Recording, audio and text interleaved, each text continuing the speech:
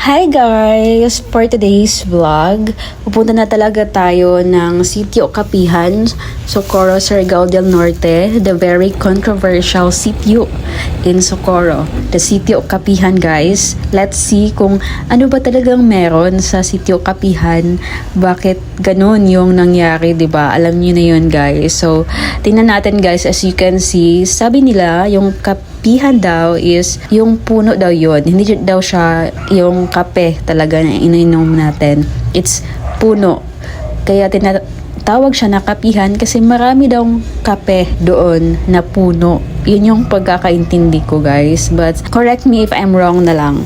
So, nandito na tayo guys. So, bababa kami doon kasi nandun yung site. And tingnan nyo guys, mahirap yung daanan kasi hindi pa siya concrete guys, but as you can see, sobrang ganda. Tingnan nyo naman guys. So, yung mga bahayan doon, nandun yung parang sentro ng sitio nila. So, ayan guys, overlooking dito banda at sobrang ganda talaga. Tingnan nyo naman yan guys. So, makikita na dito yung dagat nila and also, and yan tayo guys, kahit nahihirapan tayo sa pagbaba kasi mahirap yung daan.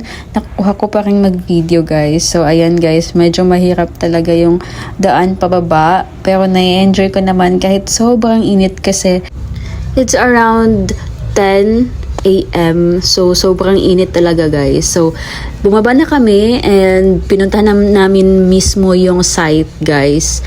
So eto naglalakad kami. So tingnan nyo na lang kung gaano namin na-enjoy at medyo nahirapan din kasi sobrang init naman talaga at 1 km yung nilakad namin guys.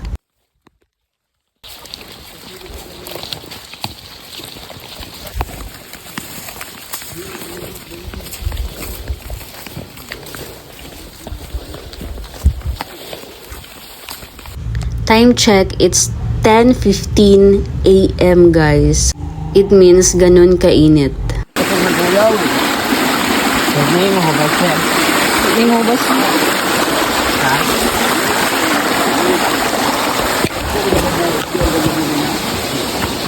Ay mo hubas ya, direct.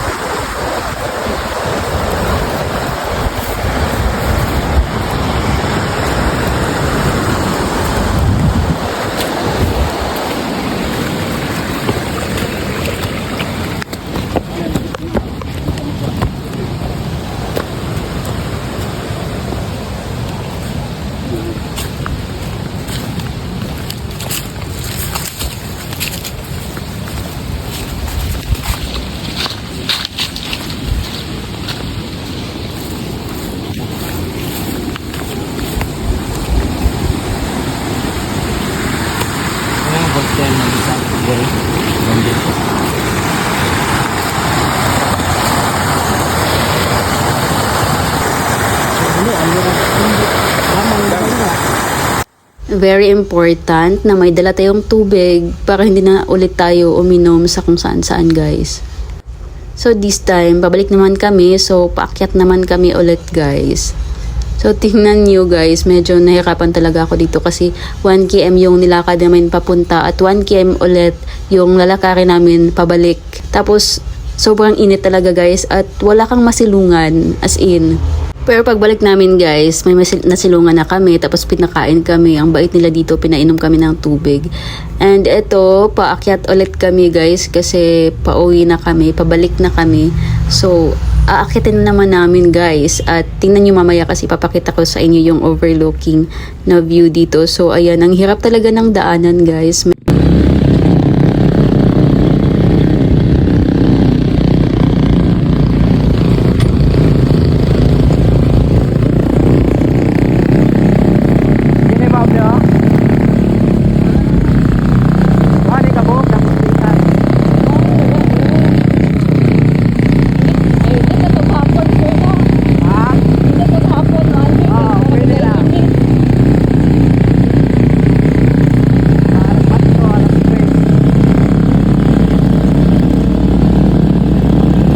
Sabi ni Kuya, may palwa rides daw sila, baka gusto daw naming sumakay. Sabi ko naman, ang ganda ng palwa rides guys, as in. However, this time is sobrang init talaga, so sinabi ko na lang na baka sa susunod na lang kapag nakabalik kami, and sana hapon kami makapunta para hindi masyadong mainit. Pero tingnan nyo muna yung view guys, ang ganda talaga.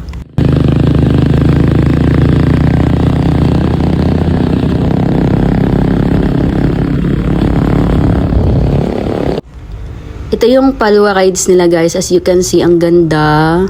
So gusto ko rin maka-try na sumakay dyan soon pag nakabalik kami dito. And advice ko lang na mas okay pag pumunta ka dito ng hapon para hindi siya masyadong mainit, or early in the morning, ganun guys. Sobrang ganda din ng tourism nila dito. Parang dinidevelop nila to for tourism ata, kasi ang ganda ng lugar, as in, as you can see guys, pauwi na kami nito at tingnan nyo naman guys, ang ganda talaga ng madadaanan namin. So pumunta kami sa parang kaharian or sa sentro ng sitio nila at pinakain kami, pinasnacks, and hindi na ako masyadong nakapag-video doon guys. However, nakapag-picture naman tayo guys. So wala nga pala doon si Senior Aguila nung nagpunta kami. Hindi ko alam kung nasan siya, pero hindi namin siya na-meet or nakita guys. So sad, but at least nakapunta kami dito sa sentro talaga, kung saan talaga yung sitio nila. So ngayon, paakyat na ulit kami guys. Again, medyo hindi pa concrete yung daan, pero pauwi na kami nito, pabalik na kami sa munisipyo nila. And guys, nakapunta na kami sa hotel, nakauwi na kami guys. So I will give you nga pala a quick tour guys sa hotel na gistayhan namin dito sa Socorro, Surigao del Norte. So ito yung hotel nila, nandito kami sa room 9, and pagpasok mo pa lang, sobrang ganda ng hotel. So ayan, dalawa yung bed. Guys, nag-lunch na muna kami kasi sobrang gutom na din. Pabalik na kami ng munisipyo guys after naming kumain, kasi pupunta naman kami sa next na site.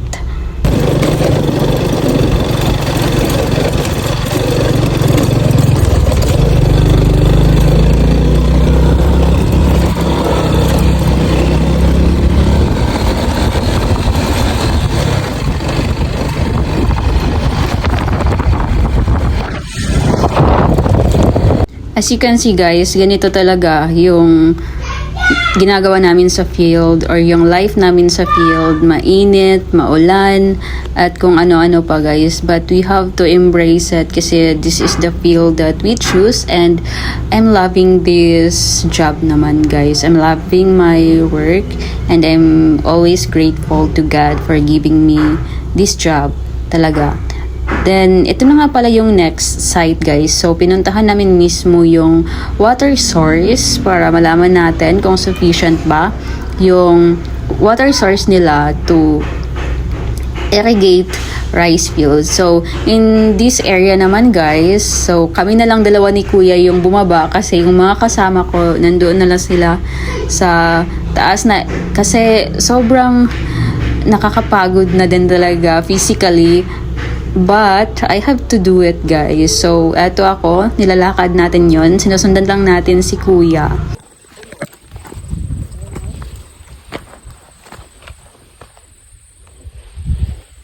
So guys, ito yung water source nila. At this moment of time, pupunta naman tayo sa next na area. So, lakad-lakad lang muna guys. So, best in lakad talaga tayo dito. Under the sobrang init guys. But it's okay at kaya natin to.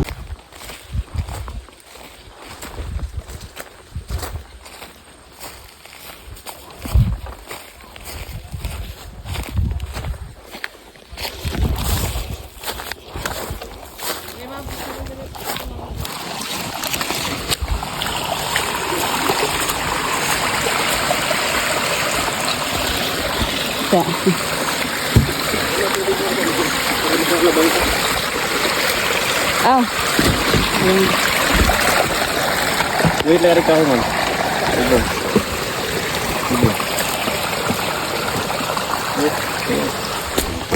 Bigan lagi ron kayo nagkuhan mo.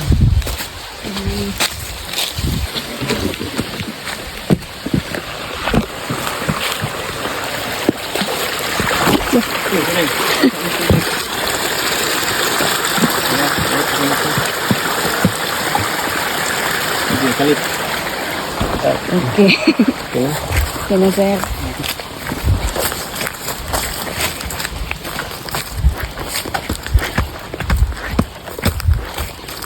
Nasugas mo to si Team Kansirwawi. Guys, papunta naman tayo ngayon sa next area. So, ito na yung last area for today, for this validation here in Socorro, Surigao del Norte, guys.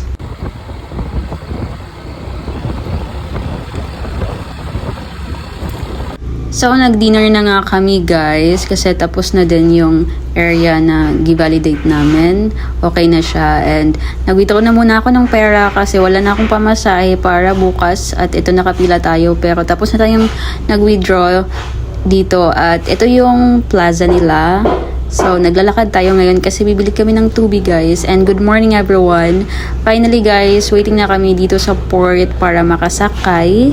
So, it's very early in the morning. It's like 8 a.m. At hindi na nga ako nakapag skincare, guys. Or sunscreen na lang yung nalagay ko. Kasi nagmamadali na kami para maabutan namin yung barge or yung lansa, guys. So, dito na lang ako naglagay ng kung ano-ano, guys.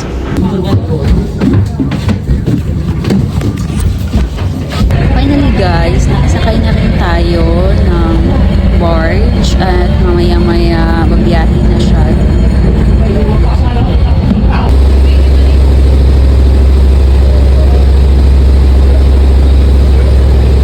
Guys, tingnan nyo ang ganda ng Socorro Island.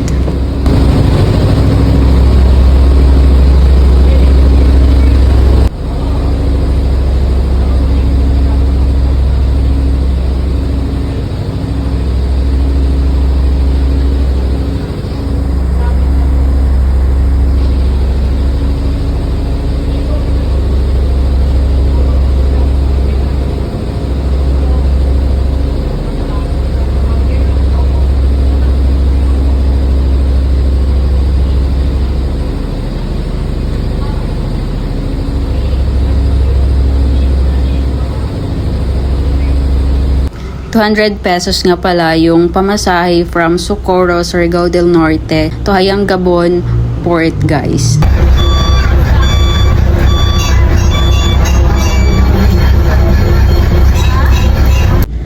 And nakarating na nga kami ng Hayang Gabon Port at papunta naman kami ngayon ng Badass, Surigao del Norte. Kasi doon naman kami sasakay para sa uuwian namin, guys. And we're here na, guys. Nakasakay na kami ng another van and it's 3-hour biyahe, guys. So